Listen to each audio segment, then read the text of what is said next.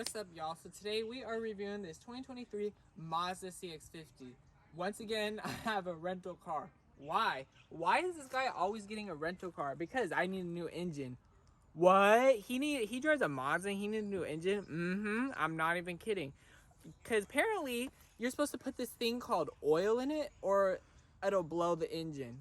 I'm just kidding. That's not why I need a new engine.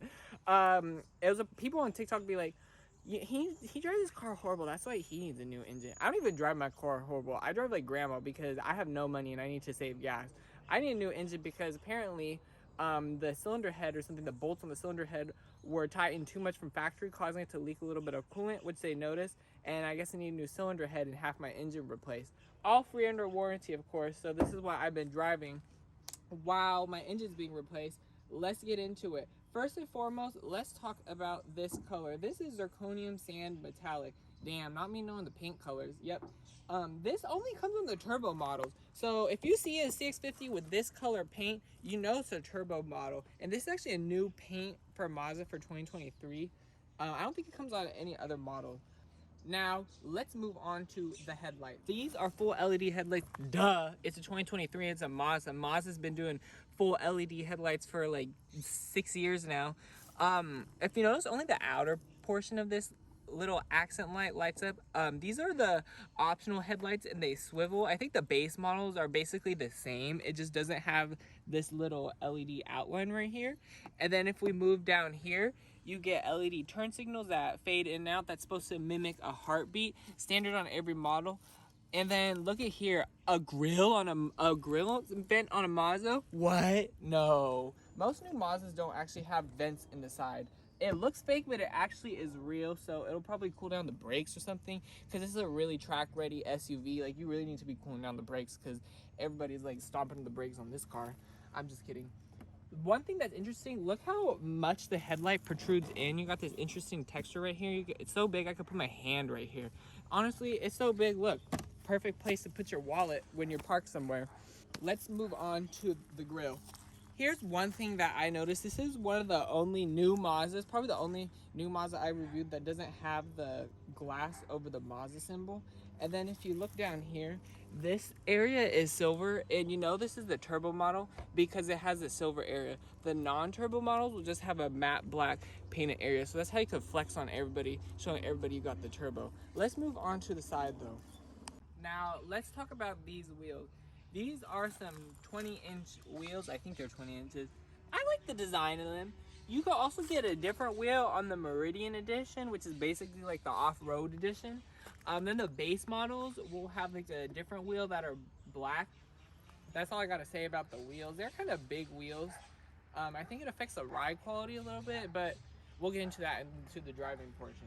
Black mirrors are on every model, and I'm actually obsessed with that because I love when cars have these gloss black, not the matte black. The matte black makes it look cheap. The gloss black makes it look really nice. It's a really nice accent color. And let's talk more about this zirconium sand metallic. What do you guys think of this color? Honestly, this just looks like army tan to me. It looks a lot better in sunlight lighting when you can see all the pearlescence and stuff in it. But I'm not really that much of a fan of it. I don't really like this tan color. I'd rather have a dark green color. I'm obsessed with dark green. Now, look at taillights. You get LED taillights, and then you get the heartbeat turn signal. And I think the lower trim models, this will not light up. So that's really all there is with these taillights. One thing that's interesting though is I noticed the inside of this got all fogged up or whatever. Do you guys see how I'm wiping that? Oh, never mind. But the inside of this the other day had a little bit of condensation on it, so that must be, since this came out in 2023, that must be some early issues that cars have. All-wheel drive comes standard. Turbo badge right over here. And here's another way to tell that somebody has a turbo model is this is silver. If they have a non-turbo model, it'll just be black like this. Sorry, the car is a little bit dirty, but it's a rental. I'm not going to wash a rental. That's a waste of money and a waste of energy. Let's look at these vents though. A Mazda with fake vents in the rear? What? That never happened. This is like kind of different. They must be doing a little bit different design language. Usually it's a lot more smoothed out. Let's open the trunk though. Obviously you get a power tailgate. If you didn't, then that would be really down bad. It's not foot activated though. This car is $40,000. It doesn't have a foot activated liftgate. I think you get that the highest trim. This is basically the highest trim. It's just one trim below it, the 2.5 turbo. And look up here, you get this lock button. So when you press it, the trunk will close and it'll lock it automatically. But it's not gonna lock right now because the car is on. And let's look at the trunk space. Honestly, it's kind of a decent amount of trunk space. It's actually kind of big. A little bit bigger than the CX-5. Obviously, you can fold down the seats with these things. And then there's not really much interesting stuff to say back here. I think there's a 12-volt power outlet somewhere. Oh yeah, it was right here. Get a decent amount of storage. And then if you open up this right here, you get the Bose subwoofer. That's all I gotta say about the trunk. Let's close it. Alright, here is the key fob to get into the vehicle. Y'all already know Mazda's detonator key, and if you don't know it well, then watch one of my other reviews or somebody else's review. But basically the key, you guys know how Mazda's door handles work. Basically every other car's door handle, unlock, lock, and then the mirrors fold in and out. I think the power folding mirrors only comes on the turbo trims, or like the highest trim, the natural aspirated model. Whatever, I'm pretty sure nobody's watching this to see which trim has the power folding mirrors when you could just Google it. Let's look at the interior though. Here is the seats. 8-way power driver seat with 2-way power lumbar, and then you get a 6-way power passenger seat. And if you have power driver seat, you get driver seat memory. And I remember I posted in my Mazda 3 turbo review, or I think it was a CX-30. I was like, this button was blank. I'm like, they need to just have it be another memory button. But actually, this is the trunk button, so that's why it's blank. But let's get into it and show you guys the interior. Alright guys, so we are in the Mazda CX-50 interior, and honestly, this interior is a huge letdown for me. And I'll show you guys why. This vehicle is $40,000, so it's one of Mazda's more expensive vehicles. But the interior just doesn't feel like it. Like, the Mazda CX-5 is a few grand cheaper, and it has a way nicer interior, and I'll show you guys why. First, let's talk about the door panels.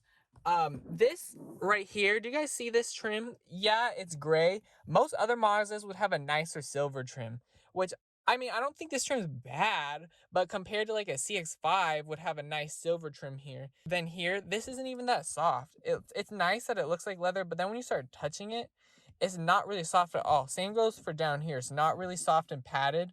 And then this is kind of padded though, so at least this is padded. But honestly, compared to like the Mazda CX-5 and basically every other Mazda I've been in, even the Mazda 3, it has a lot more padding on the door panel. And I think this car is for the North American market only. So I think that's why it's not as nice. Because I feel like Americans aren't as nitpicky about their interiors as like Europeans are. Let's talk about the storage of the door panel. Decent amount of storage. One-touch windows are standard for all four. You get power folding mirrors like I showed you earlier. And what's nice is if you're in reverse, if you press like the left side here, the mirror will tilt down. Or if you press the right side, the right mirror will tilt down. Let's look at the speakers though. This has the Bose, I think it was 12 speaker sound system. Where are the metal speaker covers like you get in the Mazda 3? You don't get any. And then another thing with the Bose sound system, it's not as good as the Bose sound system in the Mazda CX-5, and the Mazda CX-5 is cheaper. Not like it's bad or anything. Like, it's actually a really good sound system, has tons of bass, sounds really good, and it gets really loud, but the Mazda CX-5 just has a little bit more bass. Let's go down to the center console right here. See, look at this. You guys see how this is all some scratchy plastic? That doesn't really matter, but in literally basically every other single Mazda, you get leather right here. So why would they cheapen out right here and give you the scratchy black plastic and no area to rest your knee when most other Mazdas that are cheaper than this have leather right here? But when you start touching these buttons, it's the same rotary control that you get in most other models. So, the buttons feel very, very nice, and I like how you could change a song like this, or like this, or press this to change a song, or do the steering wheel. And then you get the two cup holders right here. What my issue is let me take my friend's cup right here. I don't like how it's just not as easy to take the cup out. Like, a lot of times you'll nick that, or the straw will touch that, and that'll be kind of dirty, because you know how many people are touching the climate controls and your straw touches that? I might be a little bit OCD there, but I feel like a lot of people are going to think the same as me. Now, let's start the car. Push start is standard on every model. Didn't start there for a second. Heated. Let's wait for the thing to stop beeping.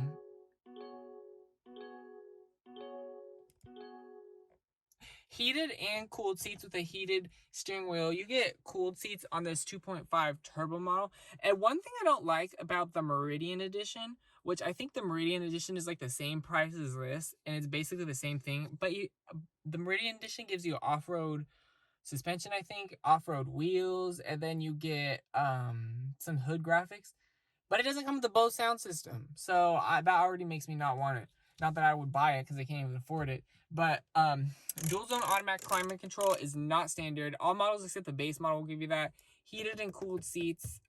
You get a heated steering wheel. We already talked about that. Let's talk about Mazda's infotainment system. You guys already know how it is. I've reviewed it before. The more I drive new Mazdas with the infotainment system, the more I like it. I remember in my CX-30 review, I said I liked the infotainment system in the old Mazda infotainment system more, but this is starting to grow on me. I think it's fine. I just wish it had a little bit more color. One thing that's interesting is you can actually change the volume of the turn signals. Let's show you all the backup camera. The car isn't even on. Nice backup camera, very nice quality. Usually Mazda's backup cameras aren't as good, but Mazda's starting to do better backup cameras. You get a 360-degree camera if you go for the highest trim. This one obviously doesn't have it, or else it would show up. This dashboard is soft. You get more of that gray trim, which I wish was silver. No wood trim or anything like you get in the CX-5. You could get real wood trim in the CX-5, not in this. This dashboard, at least you get leather on the dashboard, and it feels really soft, and it's really nice. And I like this X stitching that's orange. I think that's a really nice contrast. Let's open up the glove box. Falls slowly.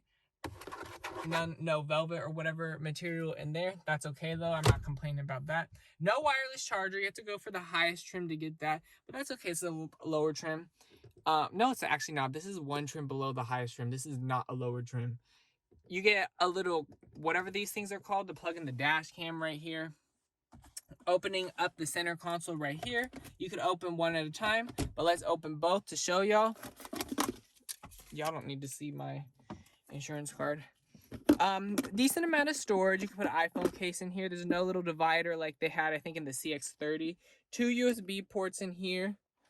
And then we'll toss that back in there. And then right here is the perfect spot to put your phone, although you can't really see what's going on the screen, although you shouldn't be seeing what's going on the screen while you're driving, but sometimes you get a notification. Actually, I'm snitching on myself right there. I'm going to stop talking right there.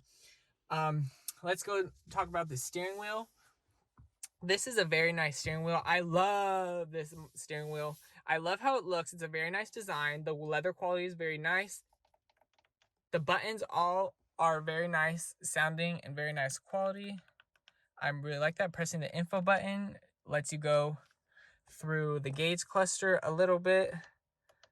That's all you could do. So down here you have a little drive mode selector. Pushing it up brings it into sport mode, and when you put it in sport mode, you can see the gauges turn red, or if they stay red in every little thing.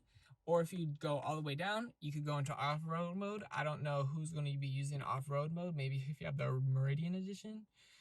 But that's all you can really do in the gauge cluster. I remember I complained in one of my Mazda reviews that the digital gauge cluster didn't change color. And look, it does now. So good for the Mazda for doing that. I had a brain fart there. Now putting the mode down will take you into off-road mode. I don't know who's going to be using off-road mode. Maybe if you have the Meridian Edition. This is kind of an off-road. Not really. I mean, I guess you could take this off-road, but don't be expecting to be doing Jeep things in this. I like the gauge cluster though. I remember I complained, and I think it was a Mazda 3 Turbo review or my Mazda 6 review, that the gauge cluster didn't change colors, and now it does. So obviously there are Mazdas watching my videos. Let's talk about driver assistance. What do you get? Literally every single feature that this car has, you could get in a Mazda CX-5 for cheaper. Like, this doesn't have any tech in it that makes it, because this came out in 2023. The Mazda CX-5 has been out since like 2018 or something. This doesn't have any tech in it that the Mazda CX-5 doesn't get. This has all the options though for driver assistance, like blind spot monitoring, adaptive cruise control. That basically comes standard on every model. The only thing you get on this the highest trim is you get traffic jam assist. That's what it is. It kind of steers for you in traffic up to speeds of like I think 60 miles an hour. And you can also get rear cross traffic braking and then rear auto emergency braking. And you can get front and rear parking sensors and a 360-degree camera and traffic sign recognition. This car or this model doesn't have any of those features. Kind of dumb how you have to go for the highest trim to get the I keep wanting to call it highway driver assist, but that's not what it's called. The traffic jam assist. I feel like they should start including that on lower trims. Let's talk about this heads-up display. All the turbo trims will give you this, including the Meridian edition, I think. And then some of the higher naturally aspirated trims will give you the one thing that's really nice about this heads-up display that I haven't noticed in any other Mazda model is that this car is not equipped with navigation. You can get that as a dealer accessory, but if you have the Apple CarPlay plugged in, it'll tell you where to turn the heads-up display. So that's really nice. My Mazda 6 isn't like that, and I have heard a lot of people complain about that in other cars too, not just Mazdas. All right, you guys, here we are in the back seat. Let's move it back. Oh wait, we can't slide it back and forth. I think you could recline it a little bit. Can't even do that. Wow. The Mazda CX-5, I think the pre-refresh models used to be able to slide it back and forth. Somebody was commenting on one of my TikToks saying that you actually could never do that in the Mazda. So maybe I like remember something that didn't exist, Mandela effect. But I'm pretty sure in the pre-refresh Mazda CX-5s, you could slide this back and forth. And you could recline this a little bit. In the updated refresh, they removed some of the reclinability, so you can't recline it as much. Not like it ever reclined a lot, but it seems like you could recline even less now. And the Mazda CX-50, you can't even recline it at all. So that's another thing the Mazda CX-5 does better than the Mazda CX-50. Space-wise, though, this car is definitely bigger than the CX-5. Not by much, but like width, it feels bigger. However, I read that the CX-5 has more headroom. I mean, I'm 6'3", 6'4". I feel fine. This has enough headroom for me, so if you don't have enough headroom, then you must be having a family of giants, and y'all need to get a Chevy Suburban, not a Mazda. But as a 6'3" person sitting in the backseat, I'm fine. The seats are pretty comfortable. I don't have any complaints with the seats, really. You could also get a terracotta leather. No red leather, though. Most other Mazda models, you have like a carbon edition trim where you could get a red leather. I'm surprised they don't have a carbon edition trim for this CX-50. Maybe they'll add that in one of the next few years or so, but at least you can't only get black leather and gray leather and beige leather. You could get a terracotta leather that looks really nice. And y'all see this has this cross pattern stitching right here that's really nice. And here's one of my biggest issues with the Mazda CX-50 compared to the Mazda CX-5 and why the Mazda CX-5 is better than in a lot of ways. First and foremost, no heated rear seats. Yes, you get rear air vents and rear USB ports, but you could get those in the Mazda CX-5. No heated rear seats. And this is basically, who the hell is stuffing their trash in my cup holders and then folding it up thinking I'm not going to find it? No heated rear seats though. Literally, this is the one trim below from the highest trim. If you went one trim below the highest trim of the Mazda CX-5, you would get heated rear seats. Why doesn't this one have it? You have to go for the highest trim to get that. And then another thing, no Napa leather is available on this vehicle. I mean, this leather feels nice, but it doesn't feel obviously as nice as Napa leather. It actually does feel really nice, but the Mazda CX-5, for the same price as this vehicle equipment here, you get Napa leather and you get real wood interior. This one doesn't have either of those features. And then let's move on to the door panels. This is soft. This is soft.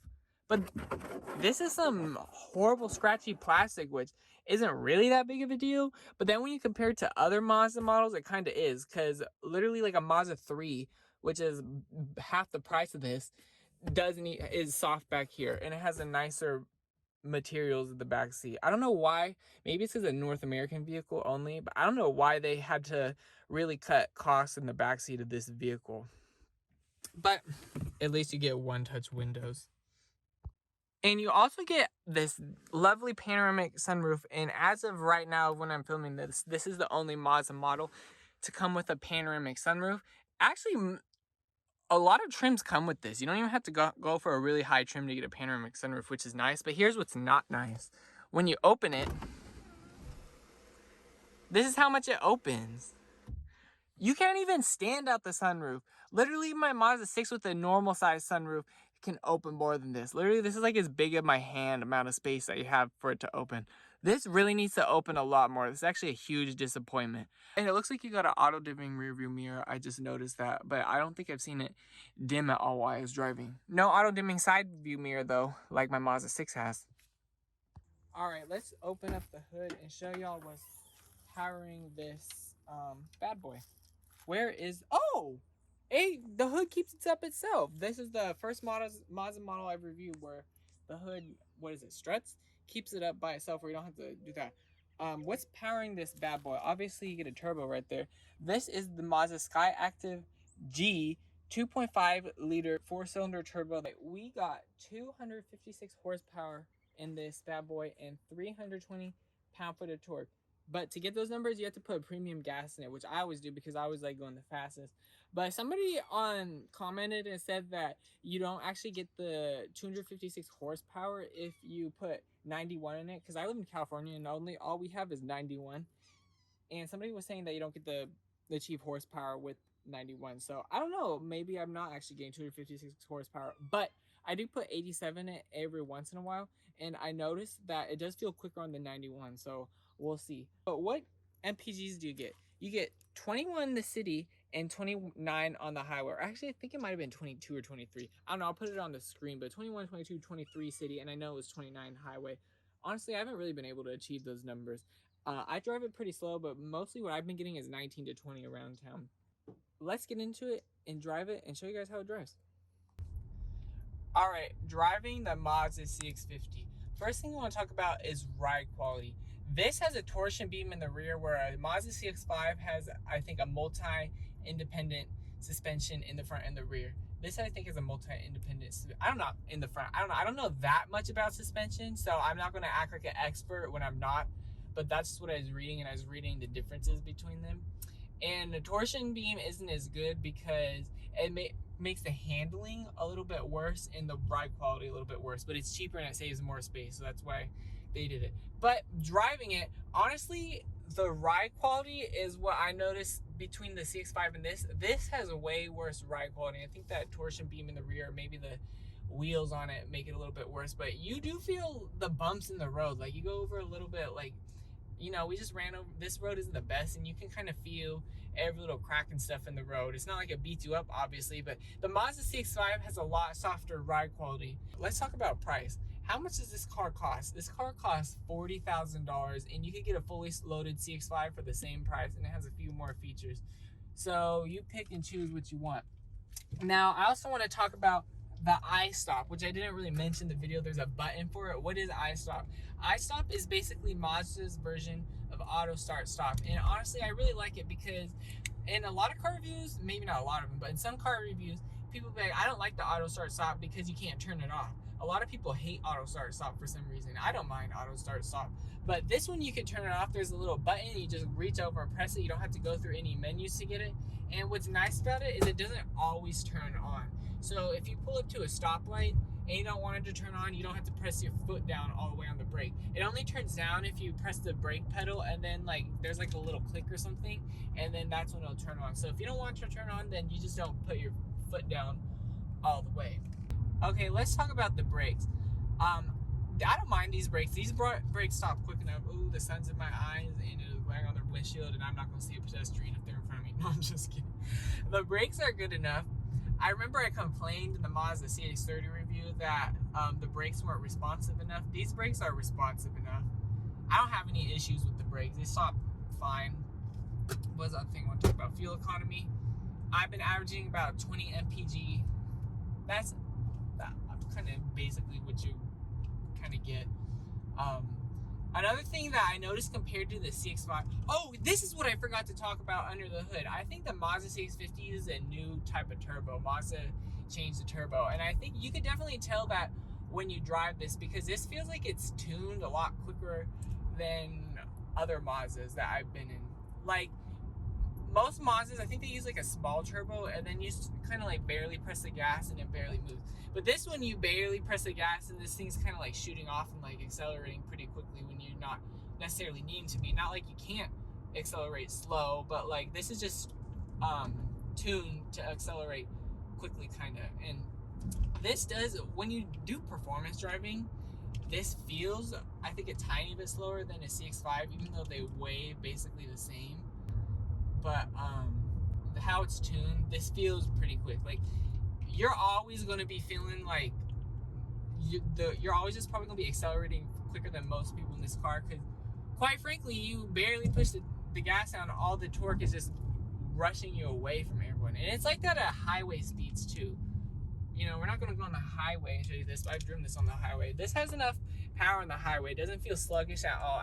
In fact, at any speed, this car doesn't feel sluggish. But, you know, if you're going to be racing someone from stoplight to stoplight, you probably won't necessarily win, depending on who you're racing. All right, we're going to do the 0 to 60 manual mode. Let's put the foot on brake.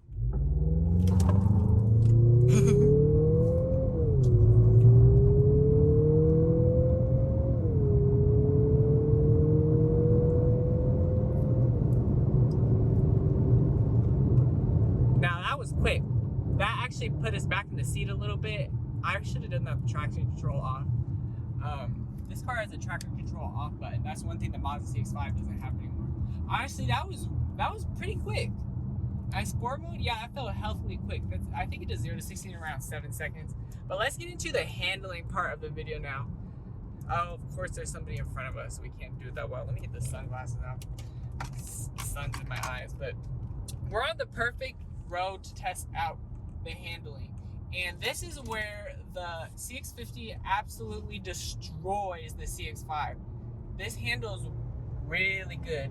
I was driving this road the other day and I was having so much fun just gripping around the turns. I was really testing out the performance capabilities of this vehicle, and this does handle like, I haven't driven the actual sports SUV, but like this kind of seems like it based on what else I've driven. This feels kind of like a sport SUV, aside from the transmission. That's the one thing that holds this vehicle back, is this decade archaic old 6-speed transmission, but it's super reliable. So I'm fine with the transmission. I wish it'd be a little bit faster, but a reliable transmission is better than an unreliable one. Now, putting in manual mode, the paddle shifters are decently responsive. I mean, obviously they're not like a performance car paddle shifters, but they're responsive. And one thing, this SUV always just grips. Like wherever you're driving, this SUV just grips. Like you take this too fast on a turn and you're gonna be fine. This is kind of a little bit of a bigger SUV, but it doesn't really feel like it. In fact, this feels a lot similar to like something like a Mazda CX-30 and a Mazda 3 when you drive it on a curvy road like this.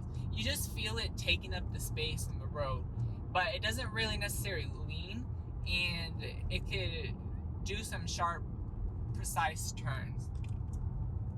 Now, one thing I want to talk about is this fuel tank. This, I think on a full tank, the best I've gotten is like 280 miles. That's terrible. That's absolutely terrible. Who the heck wants to be always stopping at the gas station to refill? Whatever. I like how this car drives, so I can forgive that. My camera broke and it's here. See, this thing does good on the turns. And honestly, everything is kind of responsive in this vehicle. It doesn't feel slow or like lethargic in any way. It feels a lot more responsive than the CX-5. Like this actually feels a lot more sporty to drive than the CX-5. Even with how it's the same powertrain, but even in this, it just feels just like a little bit more sporty. Like the CX-5, you drive it and then, you know, you drive it like grandma, and it likes to drive like grandma. This car, you drive like grandma, and it kind of wants to go a little bit faster, like I was talking about earlier. And I think that might be because of the new turbo that they use. Okay, we always take it a little bit faster.